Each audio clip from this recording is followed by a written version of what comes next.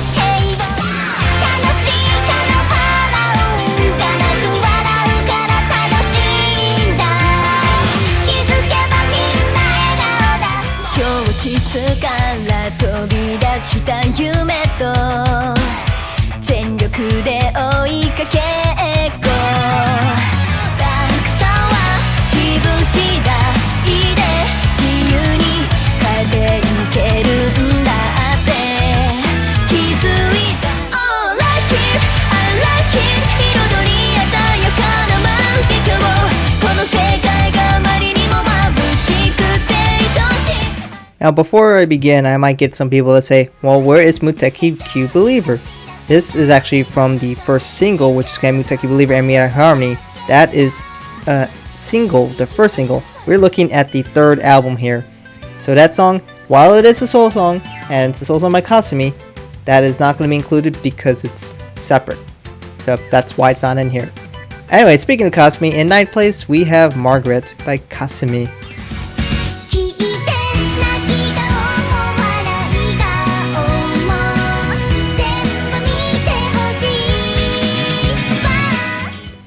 So yes, I put Kasumi in last place.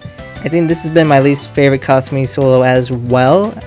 I mean, Muteki-kyuu Believer is much better, but again, we're not talking about that.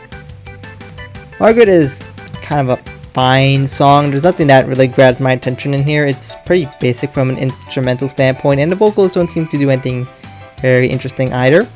It's an alright song, but being an alright song doesn't get you anywhere in this album because there are some pretty good songs in here.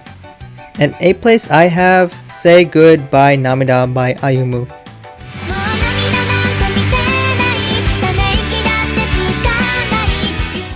Ayumu has a bit of a faster, cheerful song, and that's pretty typical for Ayumu.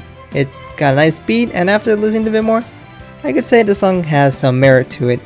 It's also an alright song, but I'm not really impressed anywhere. To put it harshly, it just feels a bit of a generic Ayumu song, if that makes any sense at all. The song appeals to kind of a, Genki kind of personality, but it doesn't seem to feel extremely unique to me. Overall, it's still a decent song, but fails to impress me in any meaningful way.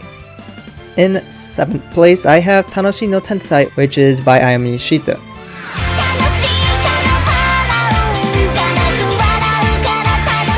This is a very energetic and it has that kind of ice spunk. It's better than You and I in my opinion, but it's nowhere near Mechu going. So she actually pulls out her rap skills in this one, which is kind of interesting, but I guess she likes rapping, I guess. I want to be a rap god or something like that. The song is a bit more goofy than I would like it to be, and I get she's all about being punny, but I don't know, I was hoping something closer to Mechu going, I guess. It doesn't have to be exactly like that, but it seems a bit too goofy in a way. It's got that lively and energetic feeling, but the song itself is not personally what I was hoping for, and I wasn't exactly looking for a rap song, even though that's definitely unique for a Love Live in general. I don't listen to rap, I listen to Love Live music. Anyways, overall it's still a decent song, it's just this isn't one that appeals to me that much.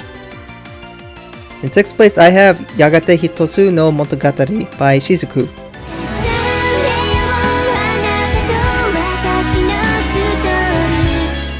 This song has a few parts that are, very different from other parts, kind of like how there are parts in like plays or theaters, and that's how I imagine there's a bunch of different parts which feel very different and each kind of have a different feel to it. But in a play they kind of try to bring it all together and have that, but as a song, it doesn't, for me, it doesn't feel that super cohesive. Although each part has its own merits. That being said, I probably would prefer a more cohesive song. I think it just works better, but this still is pretty interesting overall, and it's nice to have something that's very different. Each individual part is pretty good, but if I were to say there's a part I would really like, it's the build up to the chorus, and I also do like the chorus Yukumat too. But if I'm gonna be honest, I probably like Shizuku's other two songs more than this one. Again, this is definitely really dependent on how much we will see in the full version. But this is actually a good song. I feel like it's a good step above the ones below it. So this is definitely a good song, and I was kind of surprised I only put it in 6th place. But I think that just goes to show you that there are a good amount of songs in this album that are pretty good. In 5th place, I have Firebird by Karen.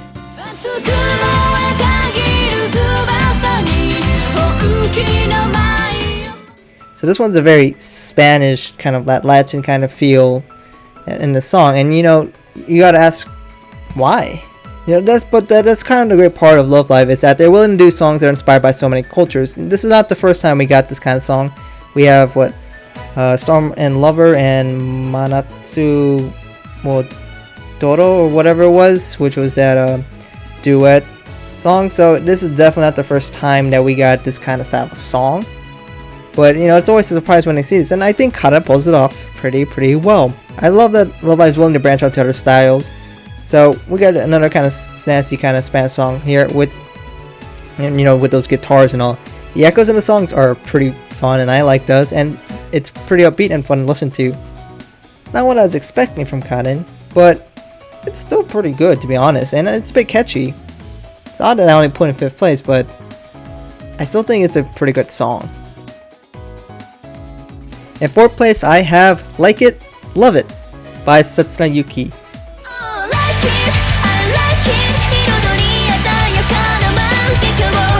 Her song is very much kind of like a Setsuna style song. It's got a bit of that kind of punk rock, I guess, is that kind of style.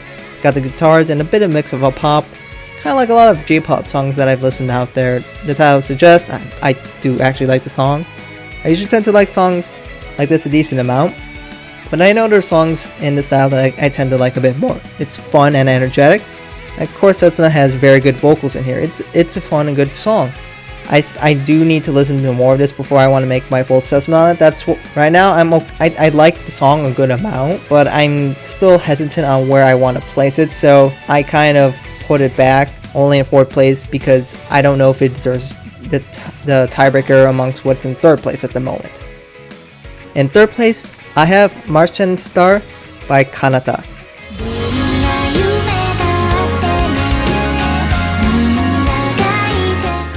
So Kanata's solo song still needs a variation of fairy tale in her song title because, I guess obviously, Märchen means fairy tale in German if you weren't aware. That's the 2 dots above the A indicate it's German. It's still a bit reminiscent of my own fairy tale in a lot of ways, and I personally like that song a lot. I know some people think it's not a great song, but I do enjoy that one a lot. The instrumental is like it in a way, but perhaps not quite as catchy to me. The speed of course is not as fast, obviously because it's a Kanata song, but Kanata's song again matches the song well and blends well with the melody. I like the song, but I can see why it's not enjoyed as much. I really like the instrumentals in here. There's a lot of flavor to it that maybe some people just don't notice or care for it. So that's why I kind of gave it the edge over Setsuna's song, because I really do like the instrumentals in here. It really enhances the listening experience for me. But again, this is one that's definitely going to potentially change depending on the full versions of the song. In 2nd place, I end up putting Ain no Uta for Emma Verde.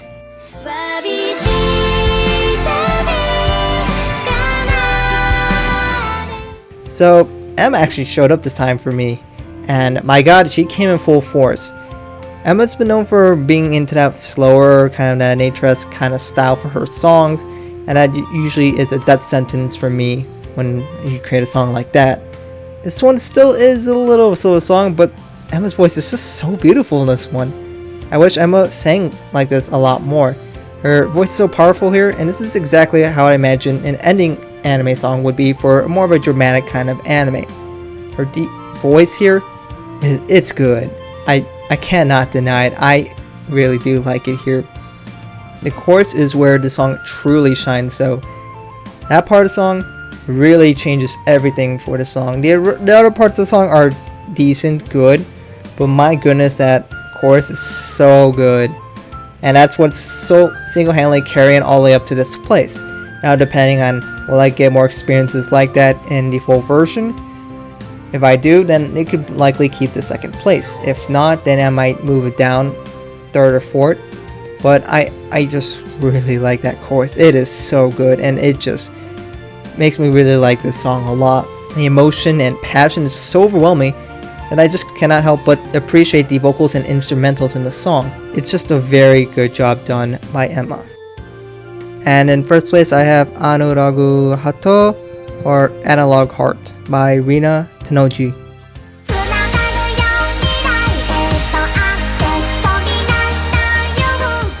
So no, this song isn't perfect, but it's got the 1st place for me. I really like how this appeals to Arena's kind of thing with technology. It feels like it comes from video games, and I just love video game music a lot. It's fun and lively, which is also what I love in songs as well. It's just such a fun song by Rina, and I just love the beep beep part. It's so catchy. It makes me feel like I'm playing like an 8-bit or 16-bit game platformer back in the day. Kind of like Sonic. She's a Sega Girl winner.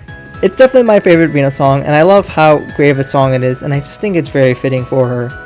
So that's why I end up giving her first place, just because it really personally appeals to kind of music I like the most. Anyways, those are just my current feelings on these songs. They will definitely likely change once we get the full versions of this song, but you don't have to agree with me here. These are just how I feel, and you know, even though I might have created a video about how I think these look like anime endings, don't try to let that influence you too much for right now. And of course, as normal, I will have a poll. This poll, you just go ahead and visit the link in the description, and you can indicate the rankings for each song, 1 through 9, 1 being your favorite song, and 9 being your least favorite song. This is fine for you to say you don't fully know yet, that's fine, that's kind of the whole point. We'll do another one once the actual album is out to get the final rankings for this. As the album will be out, we'll be able to develop what we feel are our correct opinions on these songs. Just for now, we're going to head and just put what we feel right now, and of course you can go ahead and put in demographics and comments to explain why you feel that way, and I might throw that into the video. Anyways, thank you guys for watching. If you want to listen to the full versions of the previews, I will have all the links in the description, where you can go and listen to the full about 2-minute version of these songs. Thank you guys for watching, and I hope to catch you guys in another video soon.